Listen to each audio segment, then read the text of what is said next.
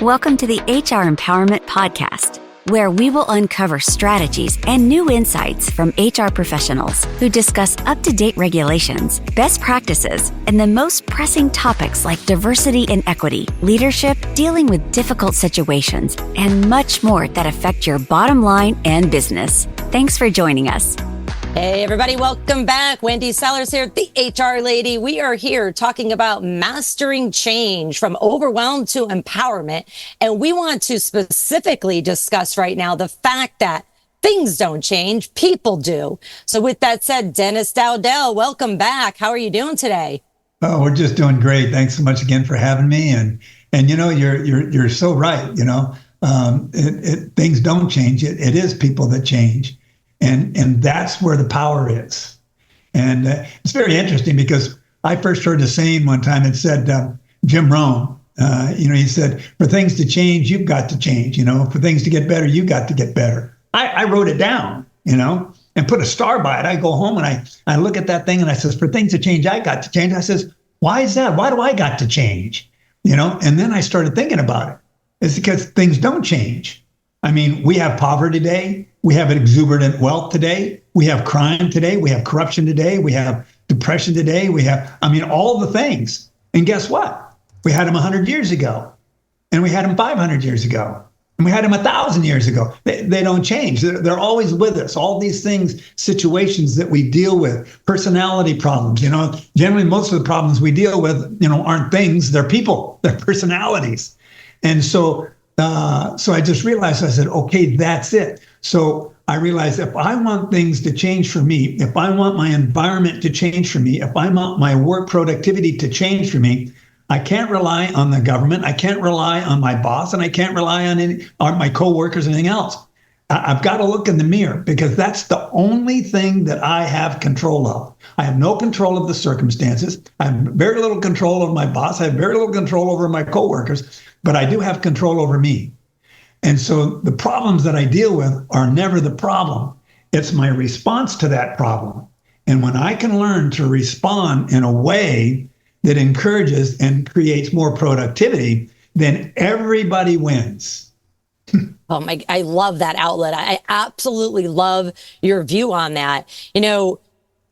We have to accept as humans that we're not in control of everything. And sometimes we just have to go with the flow. And if somebody else who is an expert at whatever we're trying to do says, no, we need to change the process, then trust them and go with it. But let's talk about trust a little bit alongside of change. Especially in the workplace, most of our listeners are HR people being forced to wear the HR hat because they don't have HR.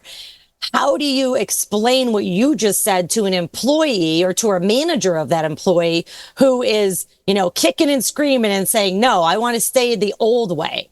What's some advice there to get these people to say, we need you to change? Well, that's what problems are all about. If there's no problems, there's no progress. Problems equal progress. Adversity equals advancement. And so, I've got to not only have that myself, I've got to adjust myself and get my thinking right. Because, lots of times people say, well, it's positive thinking or negative thinking, and you want to be positive thinking. And I say it's not positive thinking or negative thinking. It's right thinking. We've got to think right about the situation and the circumstances as to how they fit in with the overall picture and purpose of what it is that we're trying to accomplish. Now, I can't change other people, but by changing myself, I can influence other people. And that's the key. The key is how can I get by my responses and by my adjustments and by my growth, that then sets the pattern and the pace, and especially as the HR leader, how they're dealing with their people to inspire them to make the same kind of changes. Say, listen, when there's changes that take place, it's not just the employees, the HR guy. Listen, you're changing too. You got adjustments to make, but they're not thinking about your adjustments. They're only thinking about theirs, right? Right. So I think that's just real important, just to realize I can't change them, but I can influence them by my own behavior and by my own responses. Teddy Roosevelt Heading back quite a few years, he had a famous quote, "Do what you can with what you have where you are." And it does kind of pertain to this discussion a little bit. I've got some stats for you. People are crucial to successful change in organizations, as you're learning here.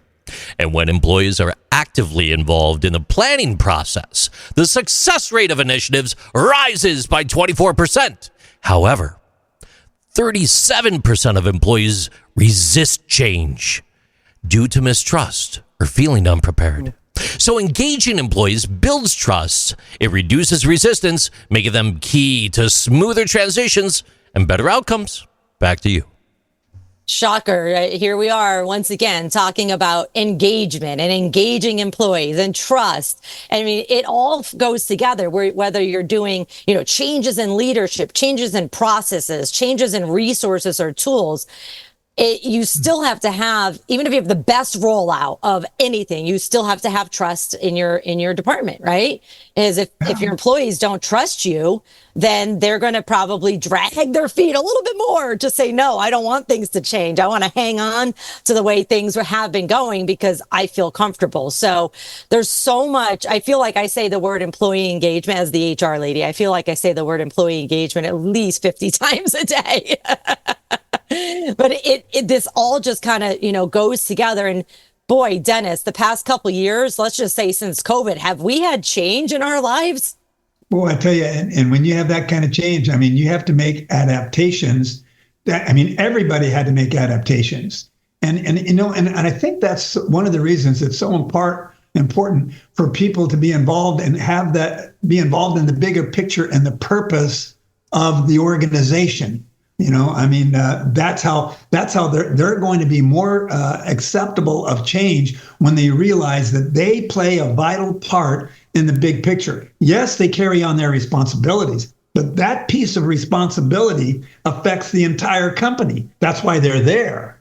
And so when they understand this is a part of a bigger picture and we all have to grow together, it makes it a little bit more acceptable, I think.